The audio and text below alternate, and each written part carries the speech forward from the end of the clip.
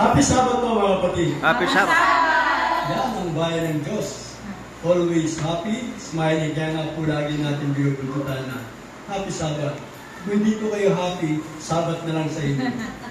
Ngayong umaga ay nais po pasalamatan ng awit ng mga kapatid na magandang pagkakaawit at magandang mensahe ng awit. Tunay po mga kapatid na ang awit sa pasimula, ito'y sapat ng mensahe. Subalit hindi po doon tatapos ang ating pagsamba, kundi kinakailangan tayo makarinig ng isang pabalitan ng langit. Ako pinagpapasalamat sa Jose sa inyong binigay na pagkakataon po. Ang mga elders ay naka-schedule sa lugar na ito. Sa totoo po ay medyo nakalimut ako. Kasi po ngayon, sa pangalan po ng Bago Bantay Bible Center ay pinabot kong mainit na pagpati sa inyo. At mamimiss ko yung aming speaker ngayon. Alam niyo po maganda ang kanyang personalidad sa ating pagkakadinig. Siya po isang aktibo sa isang Katoliko, aktibo sa isang relihiyon, at aktibo na naglingkod ng 5 taon sa Iglesia ni Cristo. Subalit ngayon, he is a debater of 70 languages. Bale, sabi ko sa miss ko, i-record mo. Hindi ko po alam kung sino po. Chrissy? Pero siya po ay... Hindi po. Ano po yun? Pangalan? Hindi si Brother Prissy? Hindi ko po talaga alam. Sinabi lang po sa'yo. Pero ganun pa man. Mamaya po malalaman ko. Ngayong umaga, ang ating nais ibahagi sa inyo ay pangkaraniwan ng ating napapakinggan na mensahe. Sinasabi rito, ang pwedeng isang katiwala.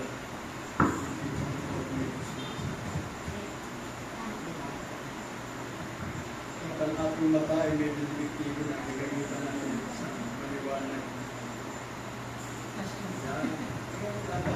Silbi ng cellphone, flashlight ng Biblia. Sinasabi po rito, ang tao bilang isang katiwala. Ang isang katiwala ay isang tao na pinagbigyan ng kapanagutan at kasama ng tungkulin na laging dumarating ang isang araw ng pagsusulit. Minsan, at darating ang panahon na darating na ang katiwala ay tatawagin upang magsulit ng kanyang sarili sa Panginoon. Let's pray. O dakilang Diyos, kami po'y kulang sa kaalaman. Kayo po ang mayaman sa lahat ng bagay. Kaya ang aming pong pakiusap na buksan ang puso't isipan ng aming mga kapatid na mga magtikinig, buksan din ang aming isang tapat na pag-aaral sa inyong banal na salita. At tunay po dakilang Diyos na ito'y magiging makabuluhan sapagkat ito inyong kakasihan kasama ng aming pagtanggap sa inyong Santong Espiritu.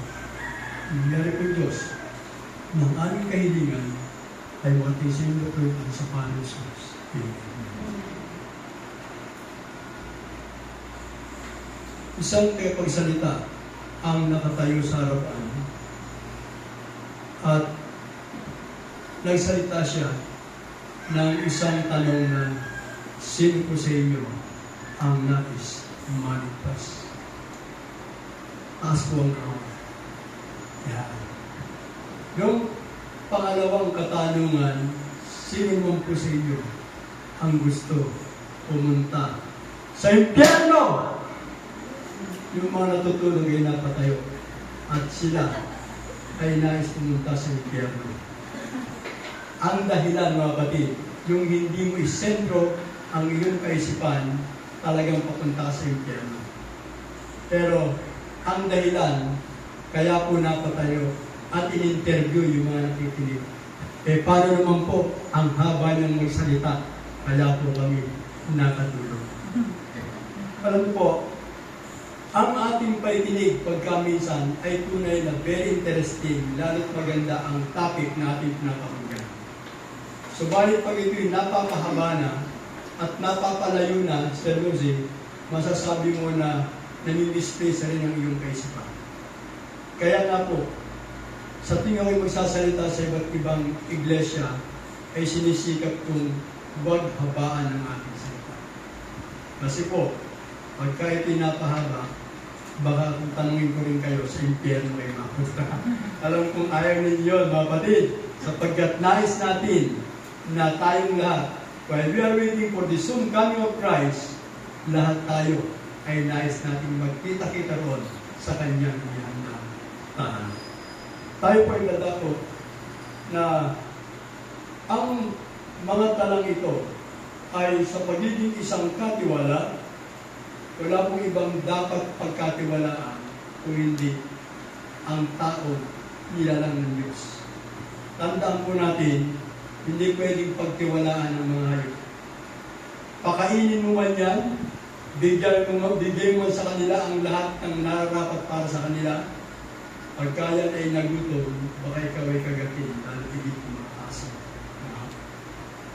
At ang Panginoon, sang-ayon sa tala, ay merong pinagkatiwalaan.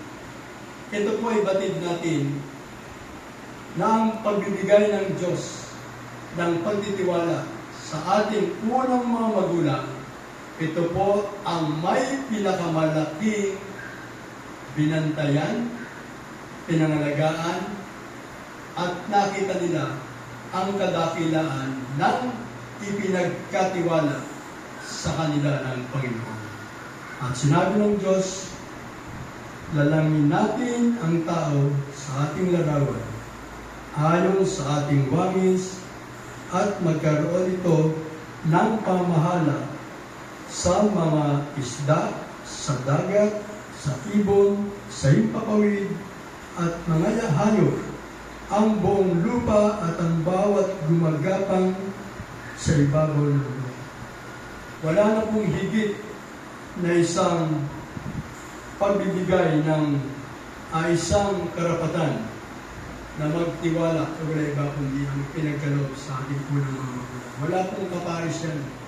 Sa mundong ito ay maaaring hektar-hektaryang pagtitiwala ng mga tao, subalit doon po sa pinagkaloob ng Diyos na kapamahalaan ay isang napakalaking karangalan ang dapat na sabihin natin sila ay nag-ingat. Tandaan po natin na sa kabila ng pagtitiwala ng Diyos sa ating unang mga magulang, kita niyo lagi po ang Panginoon ay nagpapakumbaba sa kanyang kahilingan. Sa ating pagbibigay ng ikapu, 10% lang tayo,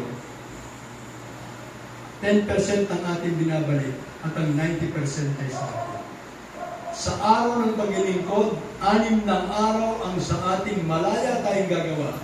Subalit ang hinihingi ng Diyos ay 1 araw lamang na kanyang ating pupurihin siya. Subalit, ano po ang ginawa ng ating unang mga magulang?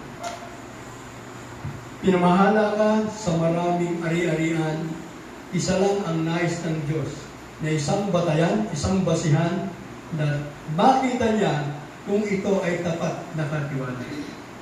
Alam nyo, perfect ang nilalang ng Diyos na langit.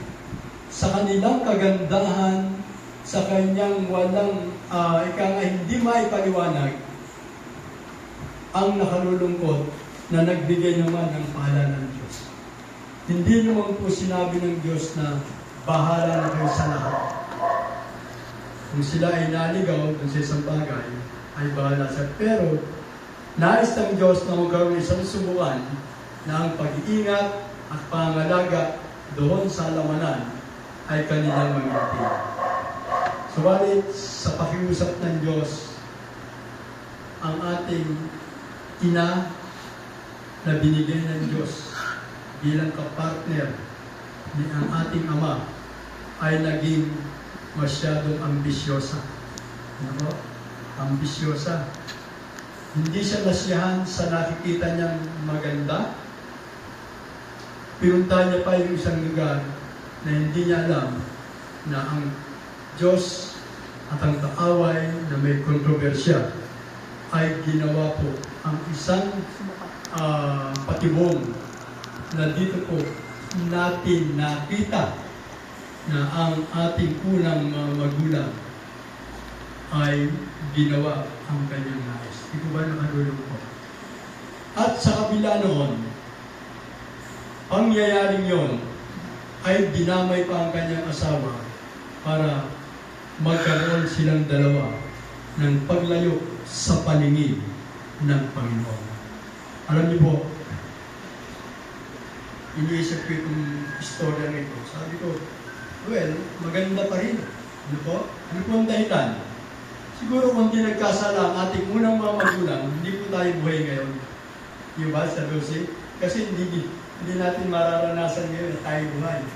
Pero ang maganda rito, sinira ang pagtitiwala ng Diyos sa kanila, Diyos din ang humabol sa kanila upang sila'y manumbalik, kumilala na meron silang pagkakasala at dapat silang magbalik loob sa Panginoon. Kaya nga po ang Diyos ay napakabuti. Sa kabila ng pagkakasala, ang Diyos ay nagkatawang tao upang tayong lahat ay magkaroon ng isang pag-asa sa buhay na walang hanggan. Meron po isang kwento sa pagiging isang katiwala. Isang mayamang lalaki ang meron siyang pinagkatiwalaan na isang mag-iingat ng kanyang ari-arian. Mga hayupan, mga halaman, siya pong bahala. Alam niyo po, masipag sa paningin ng hari ng taong ito ang kabutihan ng kanyang bantay. Ano po ang dahilan? Nakikita po ng among ito, hindi siya binubulabo, hindi siya iniistorbo. Yung maraming hayop na kanyang inaalagaan, pagka nakita niyang dumidilim na ang panahon, pagka nakita niyang humahangin na, at ubili na siya na ayusin, kumpunihin ang mga bagay na ito ay masabi natin magiging paninira doon sa kanyang binabantayan. Dumating ang panahon na isang malakas na bagyo, sabi nung amo ay sisilitin ko ang taong ito at titignan ko kung ano ang kanyang ginagawa. Alam niyo mga kapatid, sa kabila ng unos sa lakas ng hangin, nakita niya yung kanyang tao na nandun sa ibabaw ng bubog at nagkukumpuni ng yero para yung mga hayop ay magbabasa. Sabi niya talagang napakabuti ng ating pinagkatiwalaan. Hindi ko na ulitin na puntahan siya sapagkat nakita ko naman ang kanyang kabutihan. Sumalit sa haba ng panahon ng kanyang katiwalaan yun ay nagkaedad siya at dumating ang panahon na siya nang hina at siya ay sumakabilang buhay. Sabi nung amo ay nakalulungkot na ang aking bantay ay nawala, subalit ang nais ko sana ay makakita ng ganitong kasipag na bantay. Kaya nga po siya nagpaskil, sinabi niya na kailangan siya ng isang masipag, isang mapagkakatiwalaan na ito'y maaasahan sa isang pangalaga ng isang malaking asyenda. Merong isang nag-apply at sabi niya, ako po ay nais maghanap buhay. Nais ko po magkaroon ng titay para sa aking pamilya. In-interview siya, nag-interview, nakonbinsi niya yung amo na siya ang kunin. Kaya nga po, ang tao ito ay nag-umpisa na, sinabi yung kanyang sweldo, na malaki ang kanyang sweldo, at siya'y natuwa. At nakita niya yung laki ng aalagaan. Sabi niya, kahit na ganito kalaki ang aking aalagaan, sobra pa rin ang bibigay ng aking amo. Pero pasalamat at ito ay ibibigay niya sa akin. Alam nyo, naglilingkod. Dumarating ang panahon na ang bantay na ito ay very relaxing. Hindi po siya sabihin na nag-aalala, gano'n sana. Parang easy go lucky lang siya.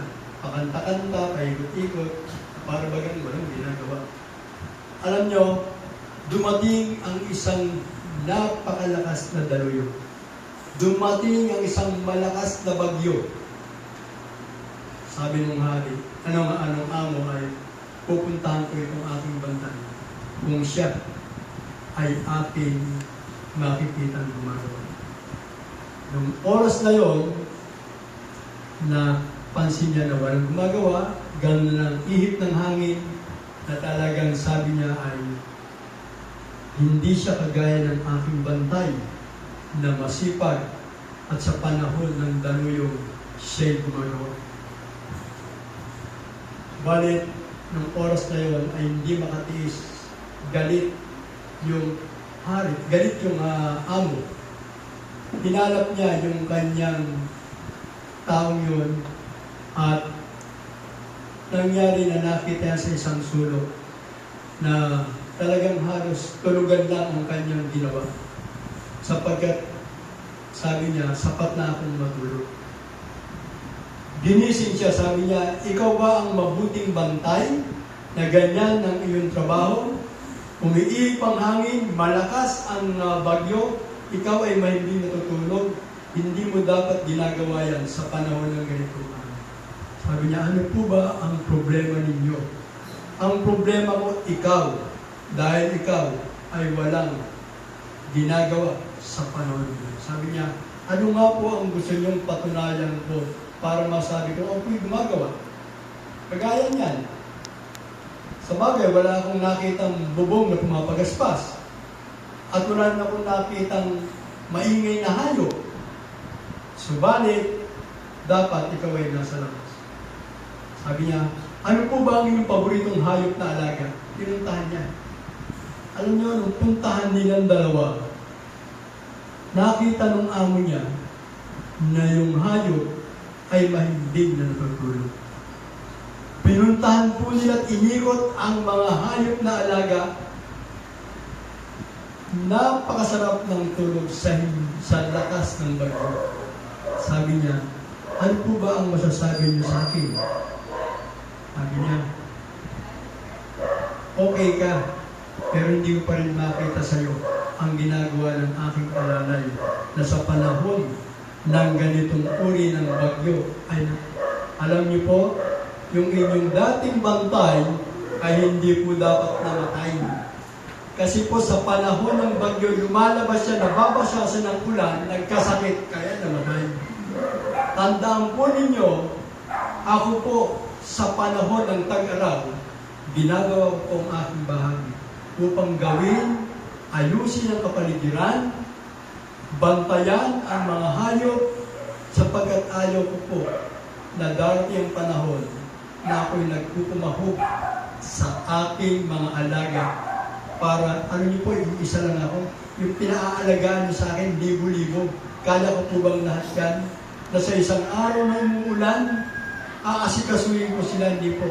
Sa araw-araw po ng aking paghahanap buhay sa inyo, ito po ay ibinabalik ko sa inyo ang isang bagay na dumating ang panahon na ang inyong alaga. Kaya nga po ako'y nakatira sa isang kapirasong tulugan na paanak ko po ang inyong mga hayop.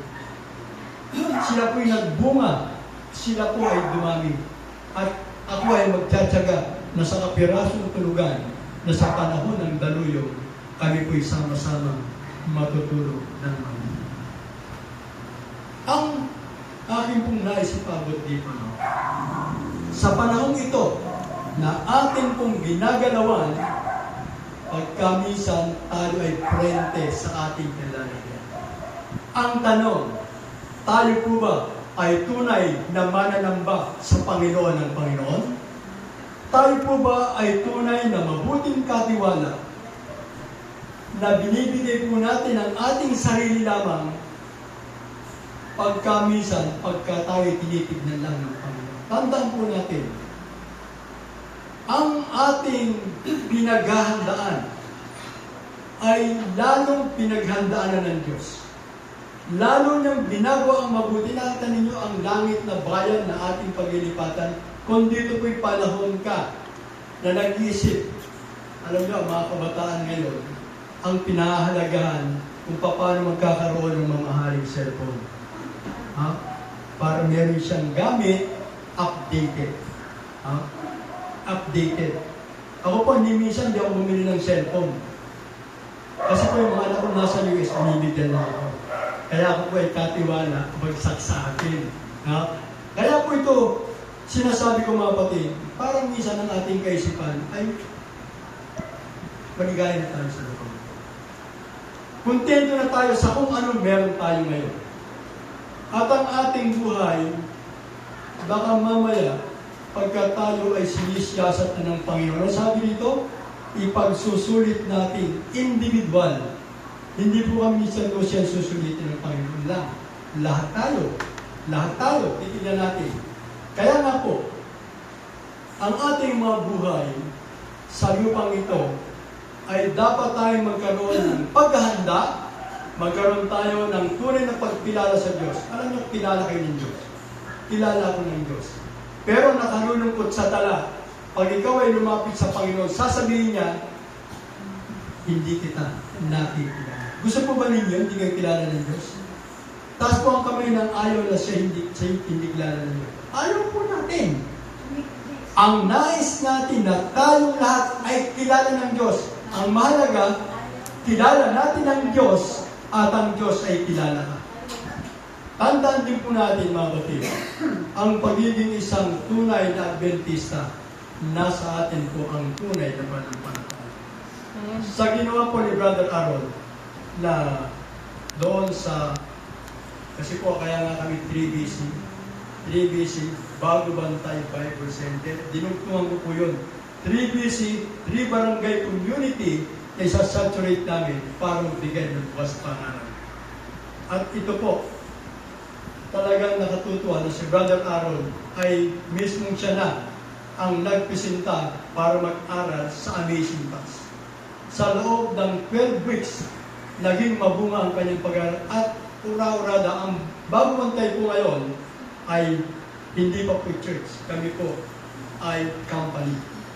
Alam niyo po ang kulang na lamang namin? Sa ikapu, times 2 ang aming ikapu. Sa miyembro, ang aming kulang. Kulang na lang po kami ng 12 souls para po kami ay maging full-fledged church. Nito pong ginawa ni Elder Aaron na pangangaral sa Barangay Santo Cristo. Kasi po tatlo yun. Barangay Santo Cristo, Barangay Alicia, Barangay Ramon Magsasan. Inuna po namin yung malayo. Nasusunod kami sa Alicia. Kung hindi po bago matapos ang taon, next year. At ito po gagawin namin. At ang tatlo pong atang unang barangay na aming pinangaralan, 12 kaluluwa ang tumanggap sa Panginoon. Halos 4 po ron ay Iglesia ni Cristo. Nakita niyo?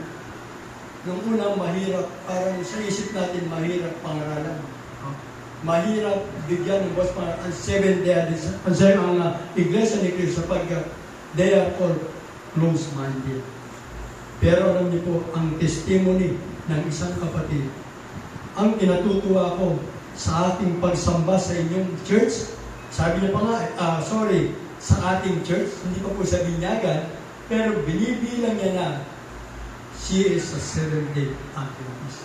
Sabi niya, alam niyo, maraming reliyon mapasok sa amin, pero kung mag-asawang ito, ay bakit ko sila pinahintulutan na pumasok, nakinig ng aral at nakinig, alam niyo po, sa isang buwang pag-aaral, wala po siyang answer. Sa lahat ng exam, 3 ang pinaka-mababa niya. Kasi po kung 12 yung tanong, 10, 2 lang ang mali niya. At alam niyo, sabi niya, alam mo, Elder Rene, nakalulungkot lang. Sabi ko, ano po yung malungkot? Kasi marami kong kaluluwa na nadala. mga kamag-anakan ko sa Iglesia ni Cristo. Ang tanong, paano ko sila ikayatin ngayon sa tamang pananampalataya? Binuksan ko sa kanya ang bukas na patotoo. Alam mo ba, Sis Dolor, ang inyong founder na si Felix Manalo ay dating Seventh-day Adventist. Si Felix Manalo, ano po ang dahilan? Sinabi ko na po sa kanya ang hayagan sapagkat si Felix Manalo sa kanyang kahinaan nadaya siya sa mamaki. Kaya siya'y nahiwalay. At ang kanyang ginawa, sabi niya, sa aking ginawang ito, ako ay babangon, hihigitan ko ang pananampalatayang Seventh-day Adventist. Kilala po ba ang Iglesia ni Cristo? Kilala o hindi? Kanina sumakay sa tricycle, hatid niyo po sa Seventh-day Adventist. Saan po yun? Kung sinabi ko sa Iglesia ni Cristo, baka dahil ako kung saan Iglesia ni Cristo. No? Pero alam niyo, mismong patotoo, kasi po may kopya po ako niyan, na si Felix Manalo ay pang-apat na magaling na debaters of faith ng Seventh-day Adventist. Yan ang may sarili siyang lakad. Nagkamali siya. At sabi niya, pagka ako ay humiwalay, titiyakin ko na magiging matagumpay ang aking journey. Tama po. Ang ating pagsamba, meron tayong Miyerkules, umatras siya, Martes. Meron tayong Vesper, umatras siya, Lunes. Ang Adventista, pag nasa loob ng simbahan, maingay. Ako, ayoko ng maingay. Gusto ko, hiwalay ang lalaki, hiwalay ang babae. At isa pa, ang Seventh-day Adventist, mahabang mag-sermon. Pag nagsimba ng umaga, gabi na uwi. Pero kami, in 1 hour, tapos ang mensahe, uwi na kayo. E sino hindi makakahit kahit mga kapatid? At bugbog ng sermon. Ha? Tandaan niyo po, ang Iglesia ni Cristo ay meron lamang isang mensahe kung anong araw, lahat ay yun. Ha? Mapapansin din ninyo, pag nagbukas ang ilaw ng ganitong gabi, lahat po yan bukas ang ilaw ng napakaganda. No? Kung ano ang tirik at tulis ng iglesia yun, may ilaw pang umahabol para makita ang nagliliwanag na kapilya ng iglesia. Pero ano po ang patotoo? Ni Felix Manalo, nung siya'y puntahan ng mga Seventh-day Adventist pastors, ano po ang sinabi? Kung inyong ipapakilala sa akin muli ang samang Seventh-day Adventist, alam ko ang lalim ng Seventh-day Adventist. Ang nakalulungkot lang, hindi ko na kayang ibalik pa ang mga pananampalataya ng taong tumanggap sa akin sapagkat sila ay narito na sa samahang Iglesia ni Cristo. Di po ba? Para bagang isang bagay na mismo, alam niyo po ba, may kwento pa, na ang gusto ni Felix Manalo ay huwag alisin ang araw ng Sabat. Dapat pangalan yan. Kinuligsa siya ng mga miyembro o ng mga leaders. Sabi niya, kung yan po ang ating gagawin, mahirap na sila ay papasukin, papuntahin sa simbahan sapagkat yung pong araw na yan ay nandiyan ang negosyo, nandiyan ang business hour. Pero, ganun pa man, to make the story short, hindi natin alam kung anong kalooban ng Diyos sa kanyang kaligtasan. Pero tandaan po ninyo, itong mga bakanting upuan na ito, kung tayong lahat ay gagawa, mag-uuma po yan.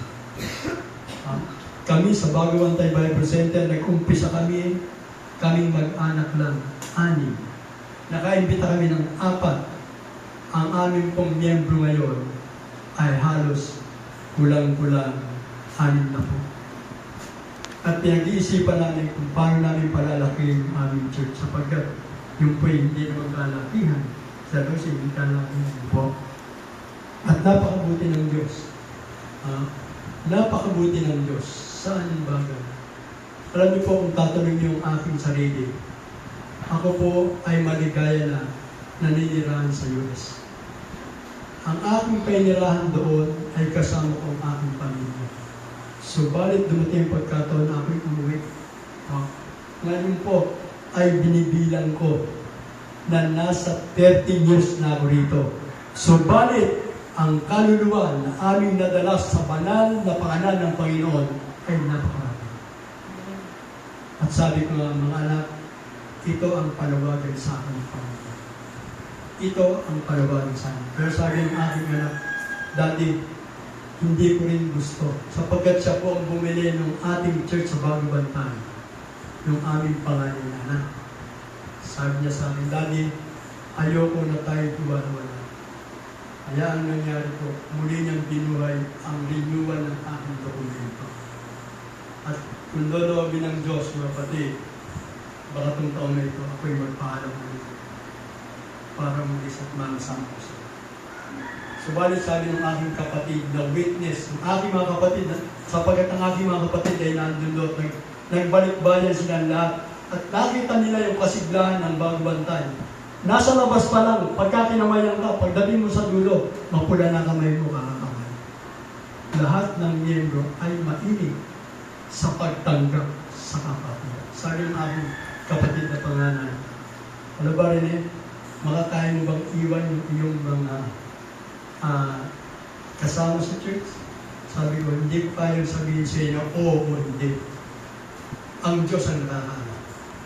Ang Diyos ang nakakaalam. Sapagkat sabi ko, sa buhay na ito bilang isang katiwala ng Panginoon, tayo maging mabuti man. Tandaan niyo po, kapag nakikita natin ang ating iglesia puno, ibig sabihin, tayo meron masayang ngiti.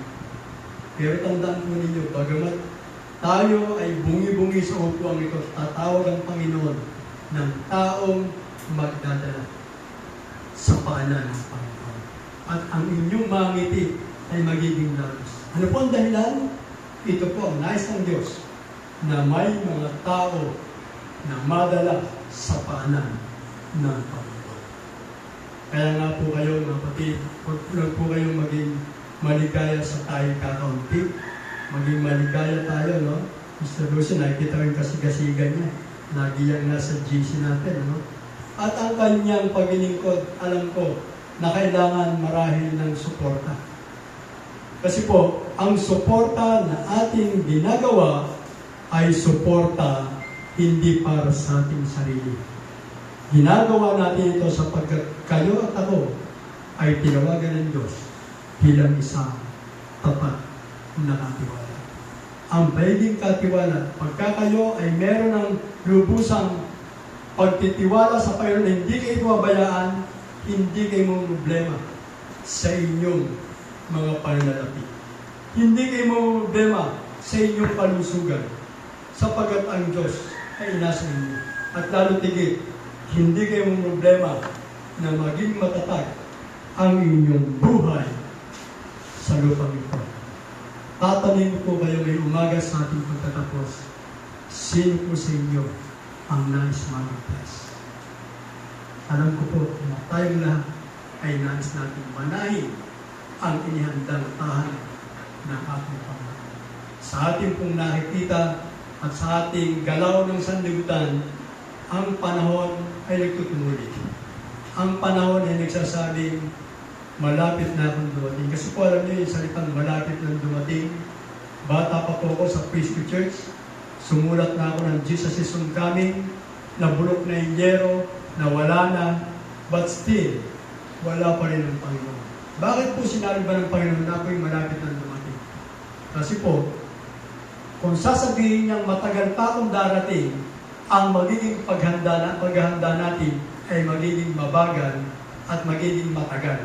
Tandaan po ninyo, ang pangako ng Diyos ay hindi niya bibiruin tayo. Ang pangako ng Diyos ay nais natin siyang nais niya na tayong makasama.